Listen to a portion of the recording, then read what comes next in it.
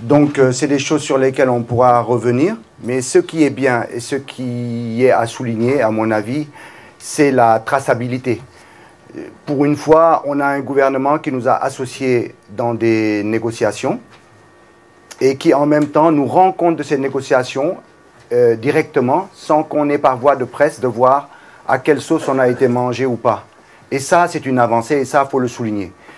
La deuxième chose, c'est que ce fameux mémorandum que nous avons donné au gouvernement est un travail collectif qui n'appartient à personne, qui n'appartient ni aux seules associations, ni aux partis politiques, ni à la société civile. C'est un travail commun qui a démarré depuis plusieurs générations et que nous avons tenté de systématiser en 2012 et que nous avons fait imprimer pour le remettre aux Sénégalais en vue de le regarder, de donner leur opinion dessus et de le donner à nos gouvernants pour qu'ils négocient dessus.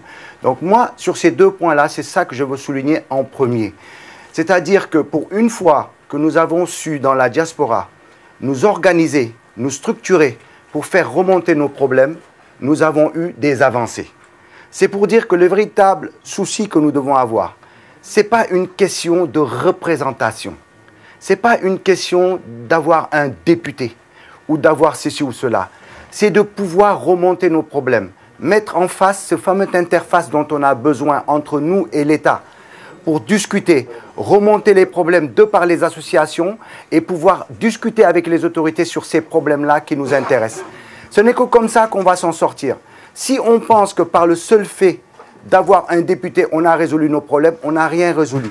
Parce que les députés que nous avons eus ne sont pas mauvais en soi, c'est qu'ils ne sont pas liés à toute la diaspora. Et donc, le seul cadre qui peut travailler avec n'importe quel député et lui permettre de travailler sérieusement, c'est de pouvoir mettre cette interface. C'est en ce sens que je crois que dès lors qu'on a débattu sur ces accords qui dataient de trop longtemps et qui nous étaient trop défavorables, dans lesquels il y a des avancées significatives, mais sur lesquelles on reviendra après les avoir étudiés, je pense qu'aujourd'hui, il faut que l'État, les autorités sénégalaises, consulaires et autres, nous aident à mettre en place cette interface-là.